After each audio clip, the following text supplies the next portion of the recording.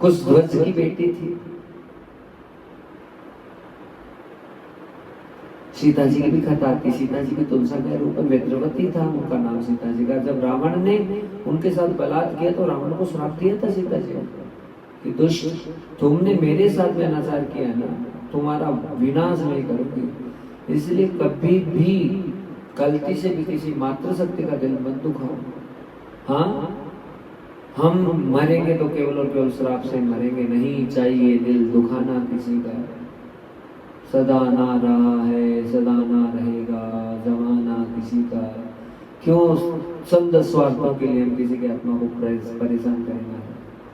और कितना कोई का कैसा भी श्राप मिल जाए, यदि भगवत आश्रय ले रखा है तो कभी तुम्हारा बाल बांका नहीं होगा। और भगवत आश्रय नहीं है तो माया तुम्हें रोंद के रख देगी, रोंद के रख देगी। भगवान 3 बार ये शब्द निकला है, भक्तजनों बच नहीं पाओगे इस माया से, क्योंकि इतनी खतरनाक प्रबल माया है जो पल पल तुम्हारा विनाश करने को तुली हुई है। पर बस तुमने आश्रय भगवान का ले रखा है। जो खूंटी से लग गया उसको कालना खाए। तो भगवती रूपी खूंटी से हम बंधे हुए हैं, तुम्हारा कल्याण है। वही तुलसा जी शंखचूड़ से विवाह हुआ। हाँ, और उस ध्वज की बेटी थी, क्षमा करें, धर्मध्वज की बेटी थी, और माता का नाम था माधवी। माधवी के गर्भ से तुलसा जी प्रकट हुई, शंखचूड़ से विवाह हुआ।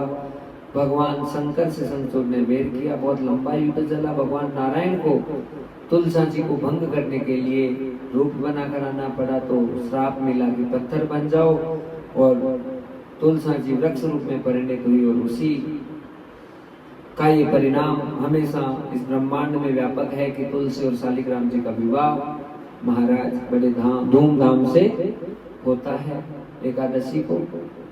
तो जब देव सोकर वापस उठित होते हैं कार्तिक की एकादशी, उस समय बड़े भाव से श्री शालिग्राम जी और श्री माता तुलसी माँ भगवती का विवाह बड़े धूमधाम से होता है।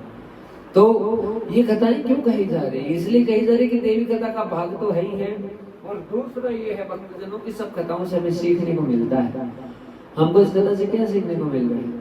अरे यदि भगवान ने तुमको भंग कर दिया, भगवान ने तुम्हारे साथ कोई लीला कर दी, तो उसमें भी तुम्हें बहुत तार के रख देंगे।